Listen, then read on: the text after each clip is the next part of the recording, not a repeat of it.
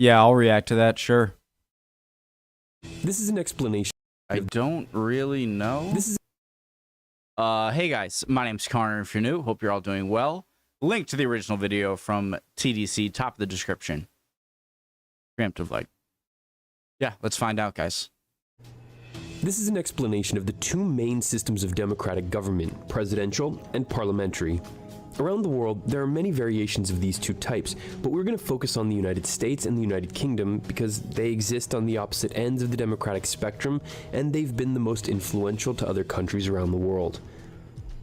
Every 4 years, the American people elect a president, but it's not a direct election where the winner of the overall nationwide vote wins the White House.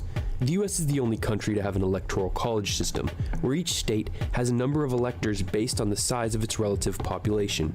How many do we have? We have only 4.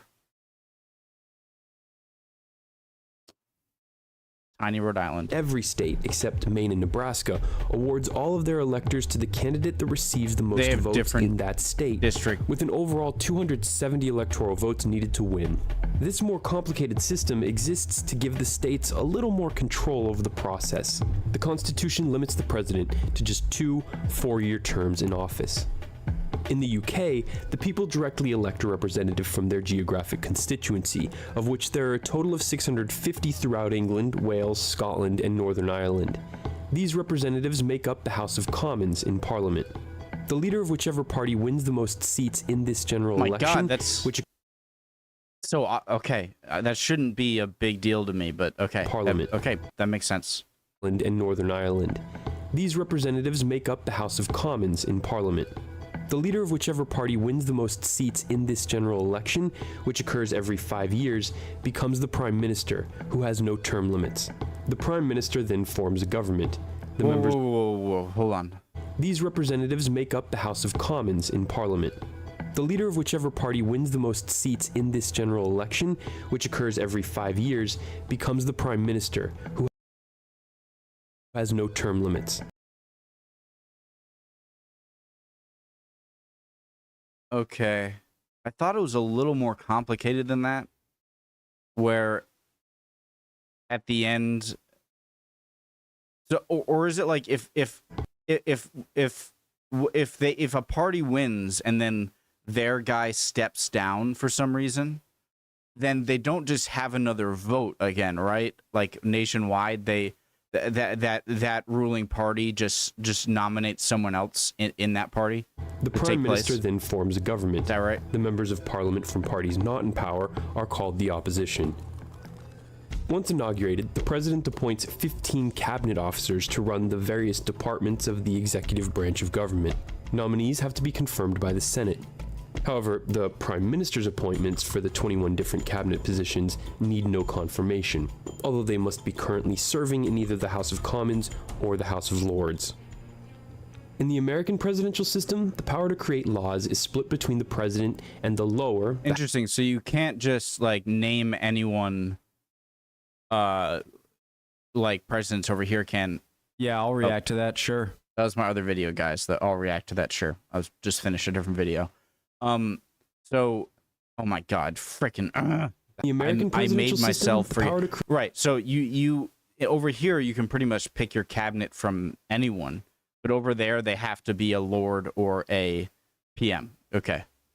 Great law. Or a MP in the Lords or the Commons. Laws is split between the president and the lower, the House, and upper, the Senate, chambers of Congress.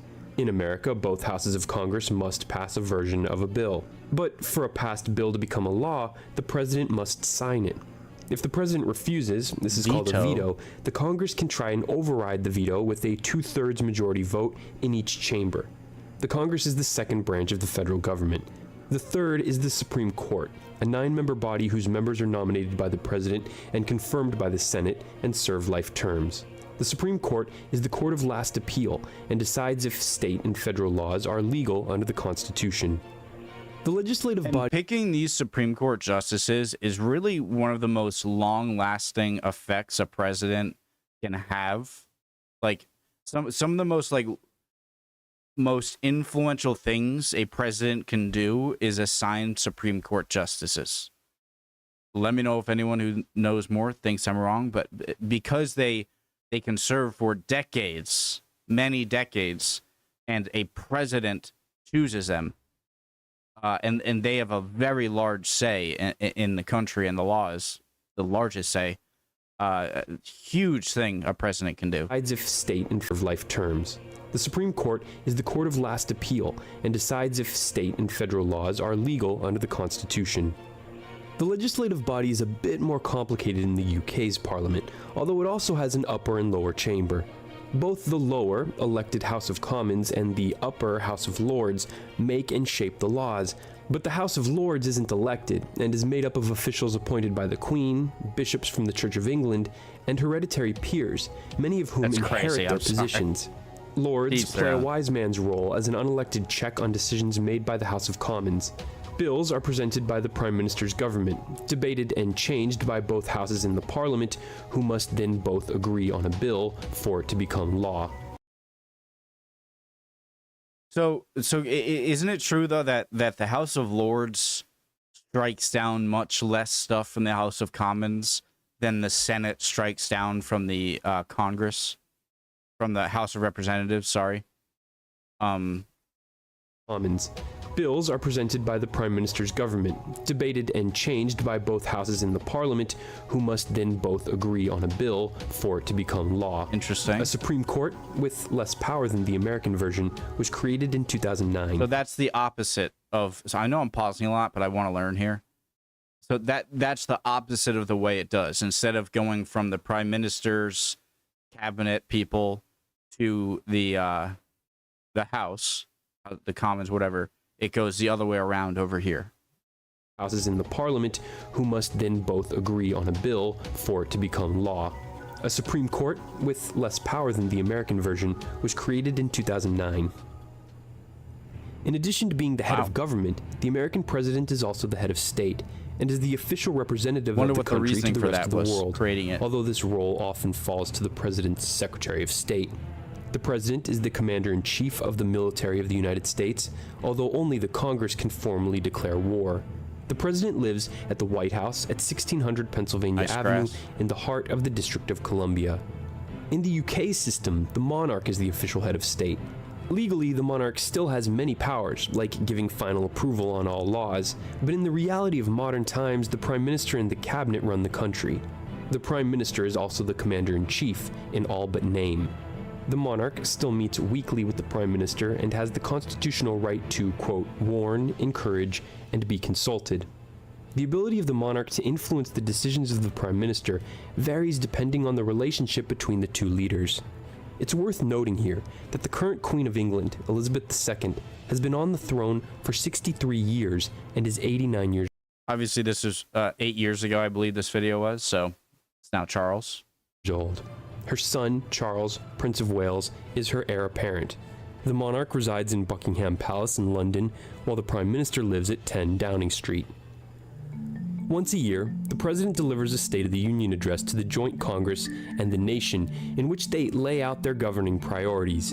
Since the members of the House of Representatives are elected every 2 years, the President faces a referendum on their performance halfway through each term. If their party loses seats in a midterm election, their ability to enact their agenda for the rest of the term is weakened. Every week, the Prime Minister answers questions from other members of Parliament, while simultaneously debating the leader of the opposition. This is a televised way for the people's representatives to directly challenge the Prime Minister on a whole host of issues. Besides resignation, the only way a president can be removed from office is impeachment, which is done by the House of Representatives.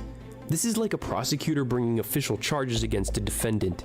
If a vote to confirm the charges passes the House, the president is impeached. The Senate will then try the impeachment, but in order to convict, a 2/3 vote must be achieved by the senators. If this happens, which it never has in American history, the president is removed from office. In the UK, if the House of Commons passes a no-confidence vote in the Prime Minister, or if the Prime Minister's party loses a vote on a budget, they are seen as politically weakened and will call a general election.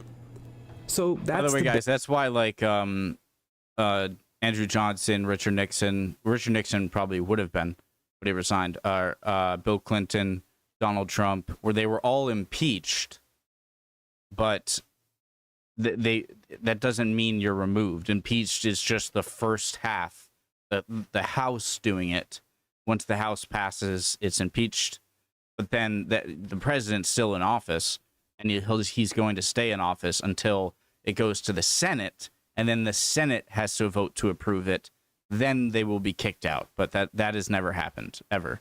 The Senate has never approved of a House's impeachment. Confidence vote in the So prime that's minister. why no one's been Or removed, if the prime but they minister's have been party impeached. loses a vote on a budget, they are seen as politically weakened and will call a general. Hold on, this is important. If the House of Commons passes a no confidence vote in the prime minister, or if the prime minister's party loses a vote on a budget, they are seen as politically weakened and will call a general election.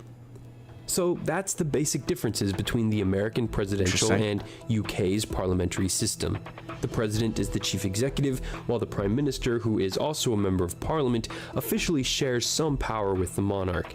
The UK's legislature, because of the House of Lords and the longer time between elections in the lower house, is less responsive to the changing whims of the people, and it is slightly easier to force a prime minister out of office than a president. You can see from this map just how many countries have been influenced by the American and British forms of government. Thanks for watching. Like this video to help it spread.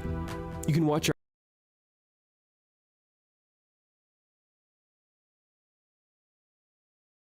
our explanation of the Israeli-Palestinian conflict by clicking the link on the screen, or check out our visualization of the top 10 countries where immigrants come to in the world. Until next time, for the Daily Conversation, I'm Bryce Plank. This video was edited by Brendan Plank.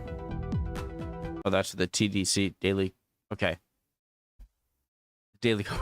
Great video. I'm definitely been interested in this stuff, but still aren't perfectly great on it. I feel like the gist of what's been covered here, I do understand. A little bit about the House of Lords kind of confuses me.